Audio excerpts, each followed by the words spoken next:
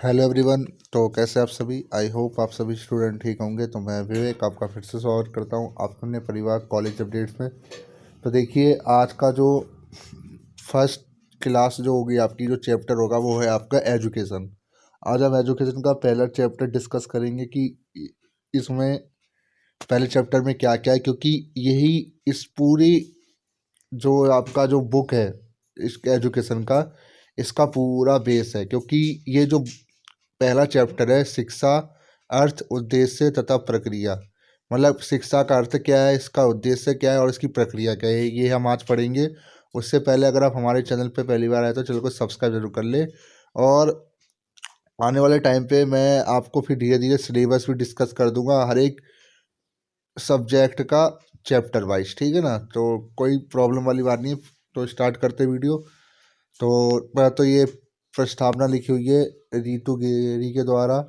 आज के समय में शिक्षा को जन जन तक पहुंचाना हमारे देश के प्रमुख चिंता के विषयों में से एक है, क्योंकि हम जानते हैं कि शिक्षा एक संतुलित मानव के व्यक्तित्व और फलदायी जीवन के लिए अत्यंत महत्वपूर्ण है। शिक्षा ही वह साधन है जो मनुष्य को एक जैविक प्राणी से सामाजिक प्राणी में बदलकर उसे प्राणी जगत के अन्य जीवों से अलग करती है। शिक्षा से ही किसी भी मनुष्य का सर्वांगीण विकास होता है। एक शिक्षित व्यक्ति ही समाज में अपने कर्तव्य का पालन करते हुए राष्ट्रीय विकास में अपना योगदान देता है। शिक्षा मानव को अपनी सांस्कृतिक धरोहर को अपनी आगे आने वाली पीढ़ियों को सौंपने के काबिल बनाती है। इस विचार से शिक्षा एक ऐसी संस्थान के रूप में काम करती है जो व्यक्ति को समाज से जोड़ने तथा समाज के संस्कृति की निरंतरता को बनाए रखने में सहायक होती है। यहाँ इस इकाई में हम शिक्षा, उसके वास्तविक अर्थ, उद्देश्य तथा प्रक्रिया के बारे में चर्चा करेंगे। साथ ही साथ शिक्षा के अंत विषयी प्रकृति के बारे में भी समझेंगे।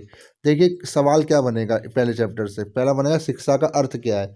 तो शिक्षा शब्द की उत्पत्ति संस्कृत भाषा के शिक्ष धातु से हुई, जिसका अर्थ है सीखना और सिखाना।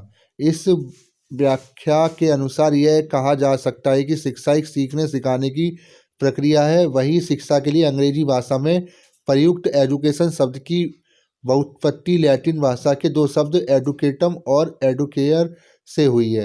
एडुकेयर का अर्थ है प्रशिक्षित करना या ढालना, तथा एजुकेटम शिक्षण के कार्य को दर्शाता है। एजुकेशन शब्द में ए का अर्थ होता है कि अंदर से, तथा ड्यूको का अर्थ आगे बढ़ना होता है, जिससे एजुकेशन का अर्थ निकलता है। व्यक्ति के भीतर की शक्तियों को बाहर की ओर प्रकाशित करना ही एजुकेशन का अर्थ कहा जाता है।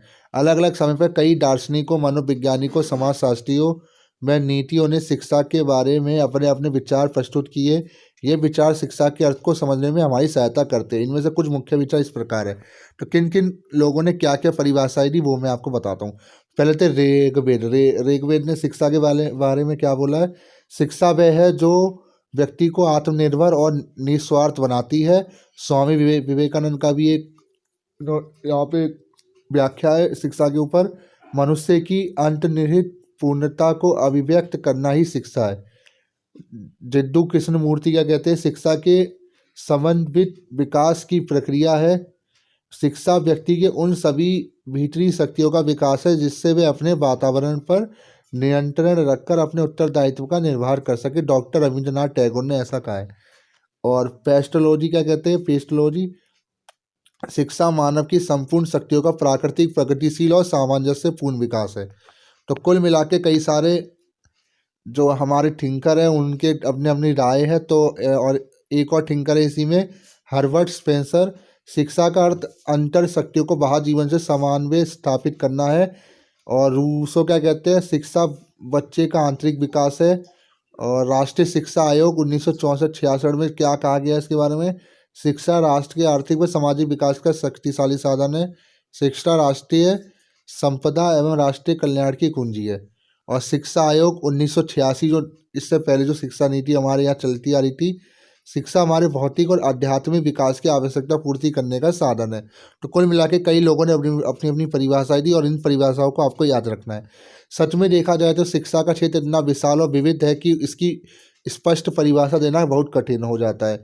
कुछ शिक्षाविद शिक्षा के किसी एक पहलू को परिभाषित करते हैं, जबकि अन्य शिक्षा के अन्य चरणों पर जोर देते हैं। असल में शिक्षा इन सभी दृष्टिकोणों का संश्लेषण है। इसी कारण से शिक्षा को परिभाषा बहुत ही व्यापक है, समावेशी होती है। शिक्षा को एक उद्देश्यपूर्ण, जागरूक या अचेतन मनोवैज्ञानिक, सामाजिक, वैज्ञानिक और दार्शनिक प्रक्रिया के रूप में परिभाषित किया जा सकता है, जो व्यक्ति के विकास को उसकी पूर्ण सीमा तक, समाज को उसके अधिकतम विकास तक ले जाती है। शिक्षा एक सतत प्रक्रिया है जिसे ज्ञान और अनुभव के रूप में भी देखा जाता है। यह व्यक्ति तथा समाज के कल्याण के अनुकूल होती है। शिक्षा को मुख्य दो अर्थों में देखा जा सकता है, इसका व्यापक अर्थ तथा शिक्षा का संकुचित अर्थ। तो व्यापक अर्थ क्या है, इसके बारे में भी विस्तार से हम बताते हैं।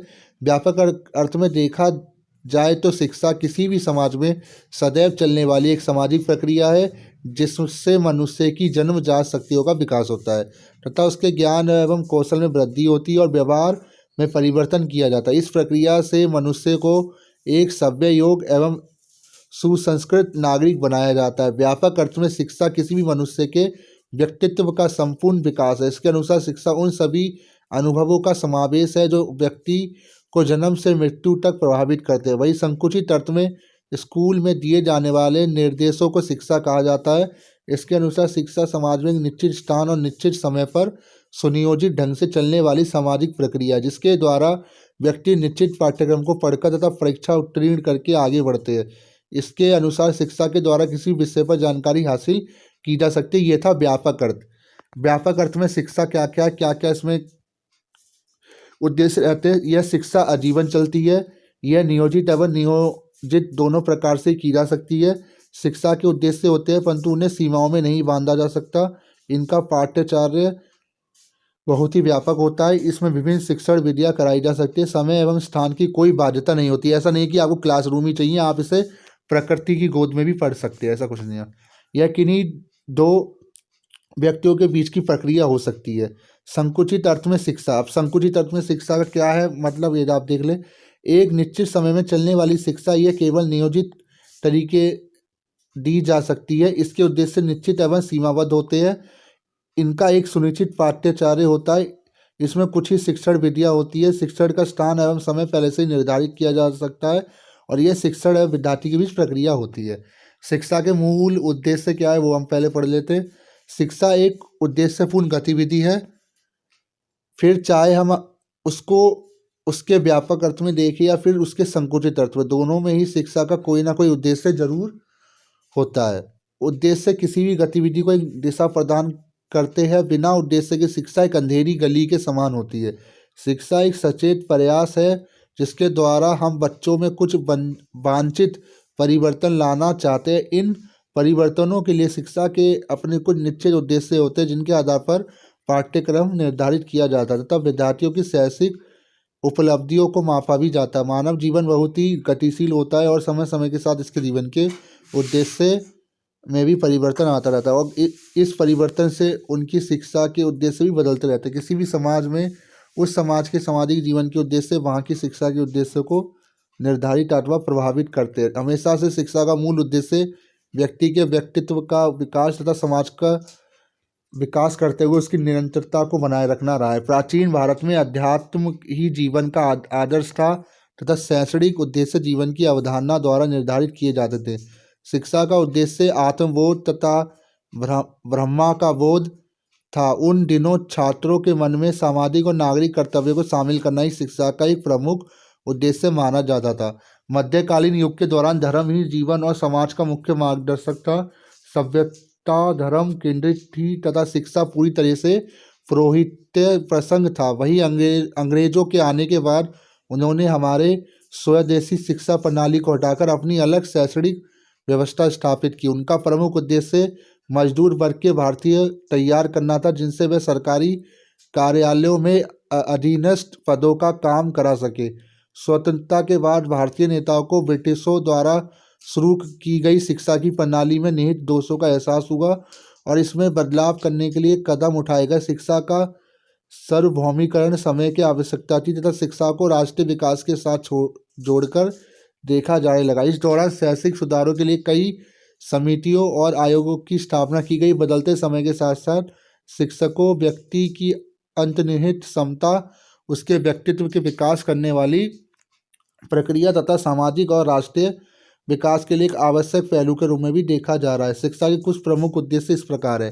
अब उद्देश्य क्या क्या है, पॉइंट वाइज में आप रिवाइज करेंगे। पहला उद्देश्य सामाजिक विरासत का हस्तांतरण।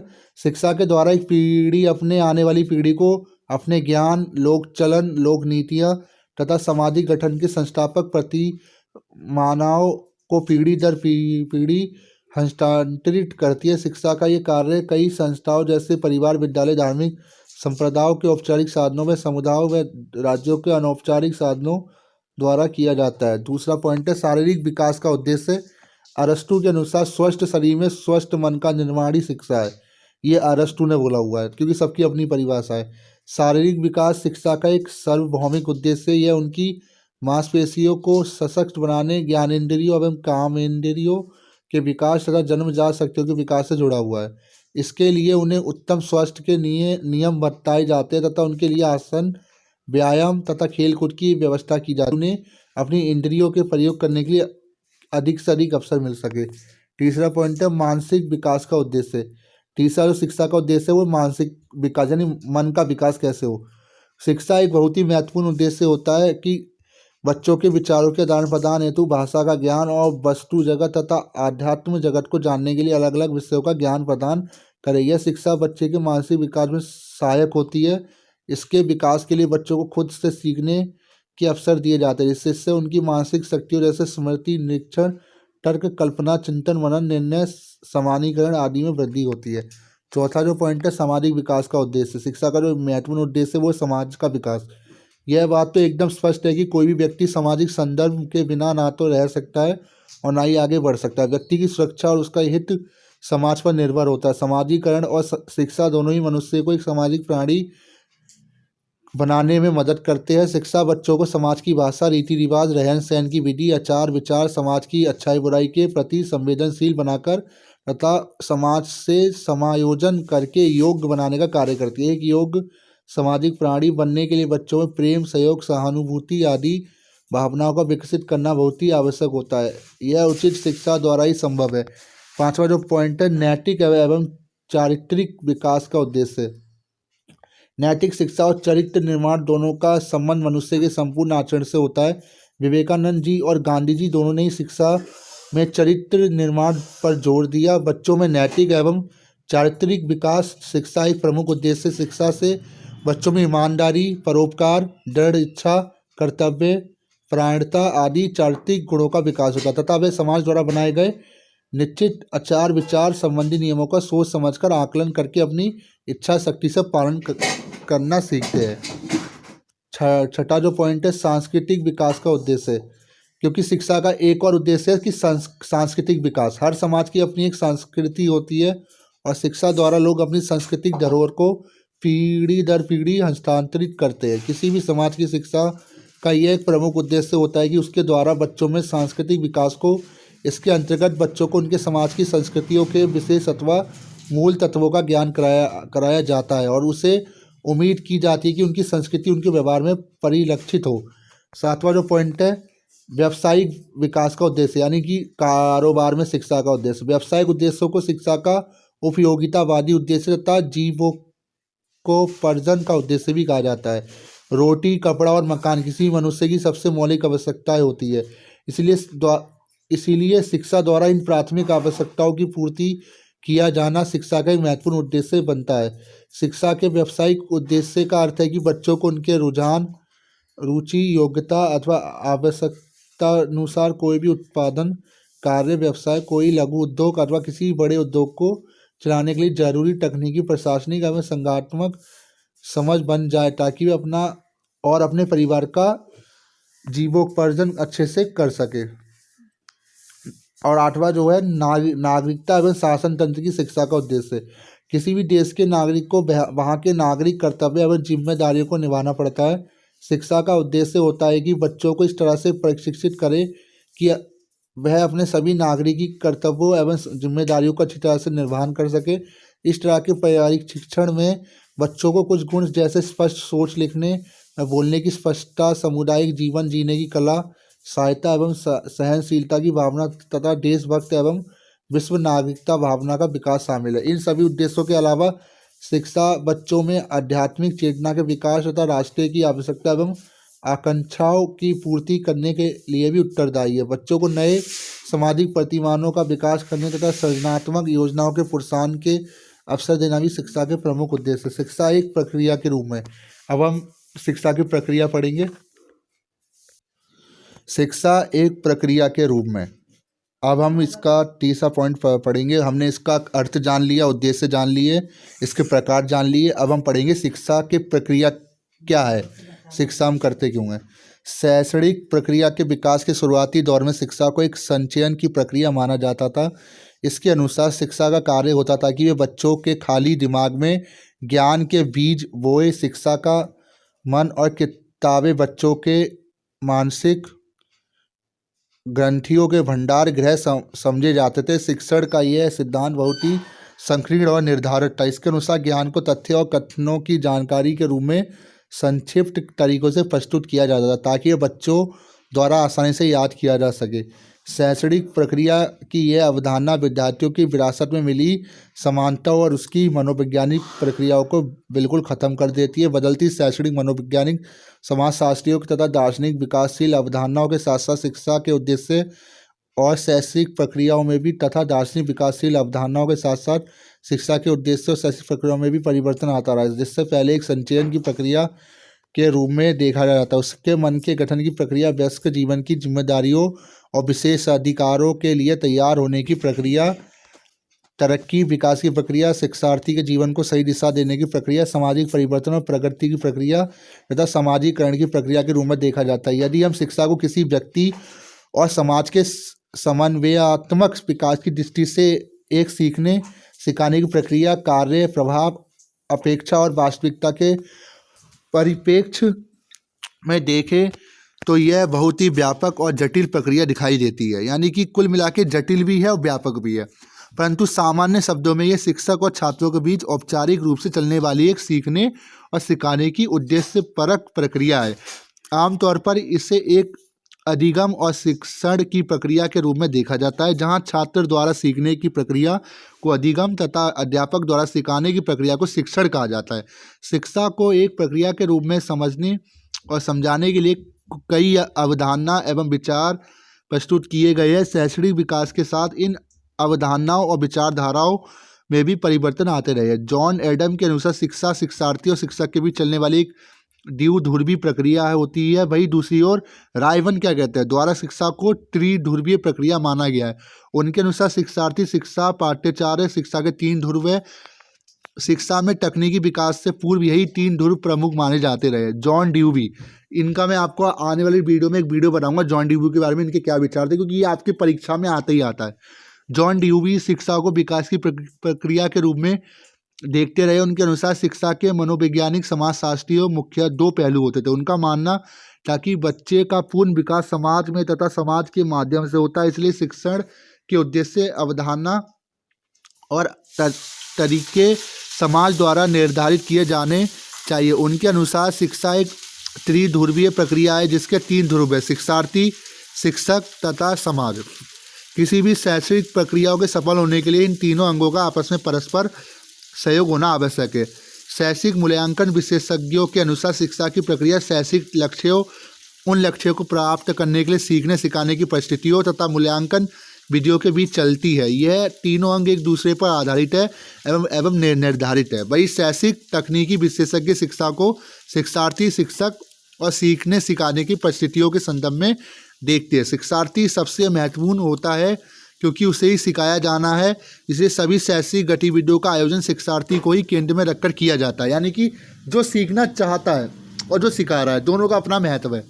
जैसे आप स्टूडेंट हो, मैं आपको सिखा रहा हूँ, तो मेरा भी एक अपना महत्व है, आपका भी एक अपना महत्व है। सीखने सिखाने की इस प्रक्रिया में शिक्षक की अहम भूमिका होती है तथा भौतिक और मानसिक वातावरण, शिक्षा सामग्री, शिक्षण विधियाँ आदि मिलकर शिक्षण अधिगम की प्रक्रिया को पूर्ण करते हैं।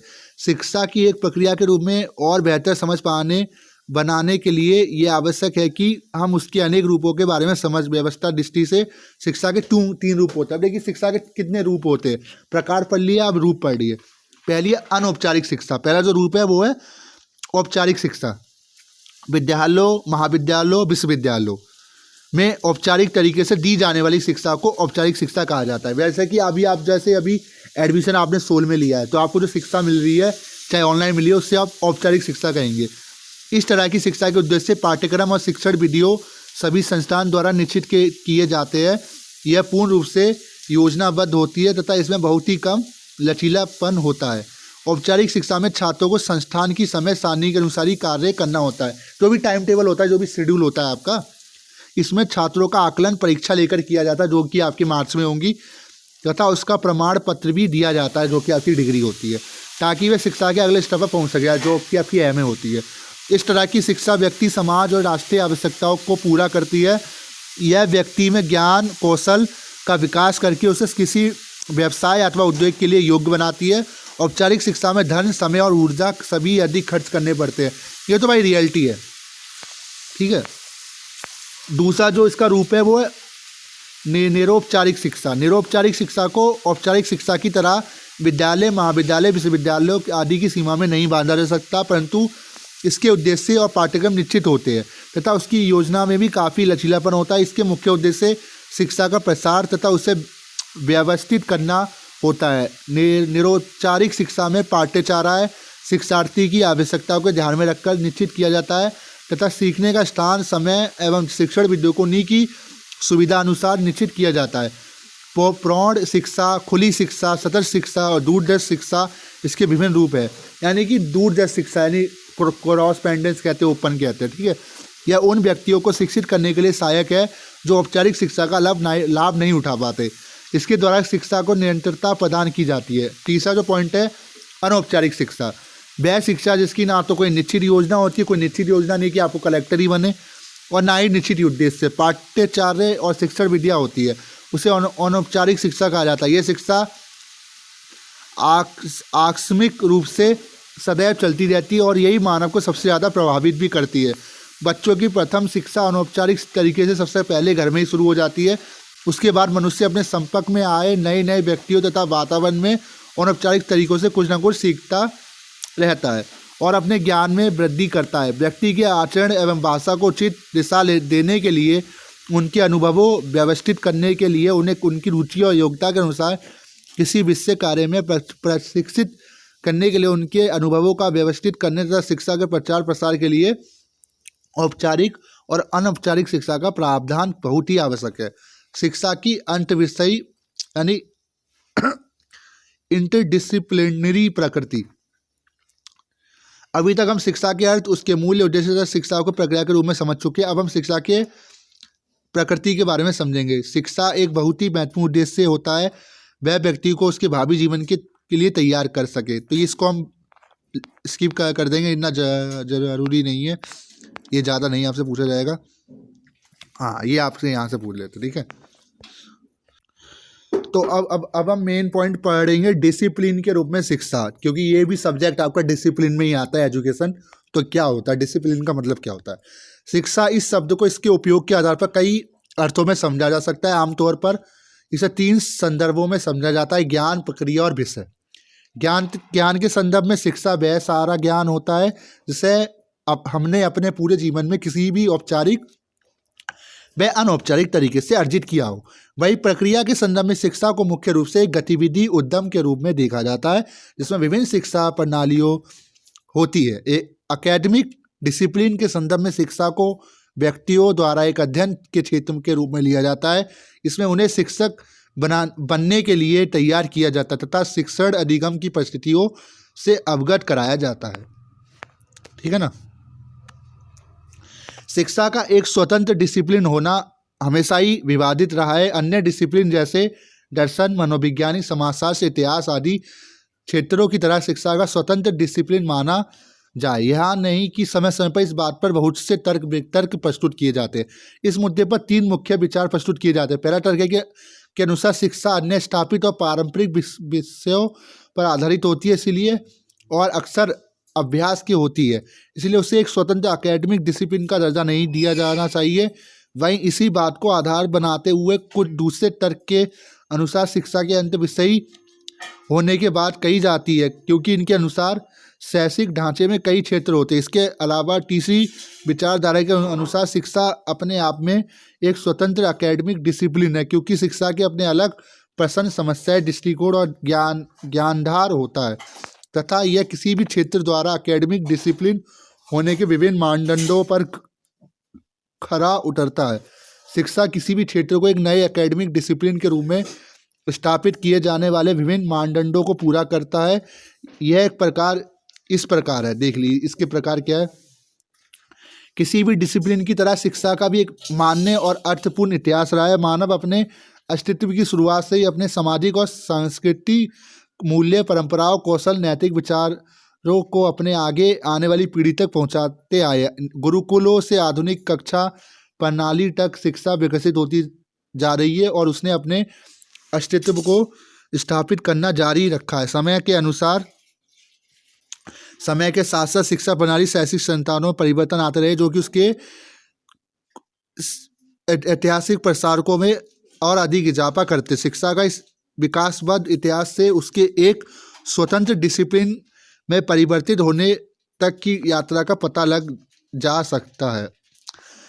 दूसरा जो पॉइंट है, अन्य स्थापित डिसिप्लिन की तरह शिक्षा का भी अपना एक अनोखा संज्ञात्मक ढांचा तथा सोच की अनोखी विधा होती है। यह सच है कि एक अध्ययन क्षेत्र के रूप में स्थापित होने की शुरुआती दौर में शिक्षा के उद्देश्य, तरीके, प्रक्रिया, पाठ्यक्रम आदि रचनात्मक सोच के द्वारा शासित किए जाते थे, परंतु धीरे धीरे नई नई अवधारणाओं के आने से, जैसे स्कूल, विद्यालय एवं लघु समाज, बाल केंद्रित शिक्षा, मनोवैज्ञानिक समाजशास्त्री प्रगति के होने से शिक्षा की अपनी योजनाओं की प्रक्रिया, सोच की विद्या विकसित होती चली गई है।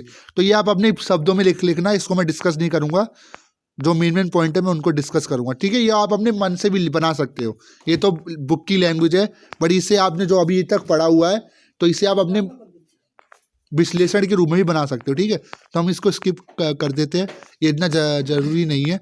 तो कुल मिला के पहला चैप्टर आपका ख़त्म होता है और हम दूसरा चैप्टर कोशिश करेंगे क्या कि आपको पढ़ा पाए। और बाकी वीडियो कैसी लगी, वीडियो को लाइक कर देना और चैनल को सब्सक्राइब कर देना। अब आने वाले टाइम पे मैं सब्जेक्ट का जो सिलेबस है उसको मैं डिस्कस करूँगा और इम्पोर्टेंट क्वेश्चंस और इम्पोर्टेंट नोट्स वगैरह मैं आपको कोशिश करूँगा प्रोवाइड करवा पाऊँ।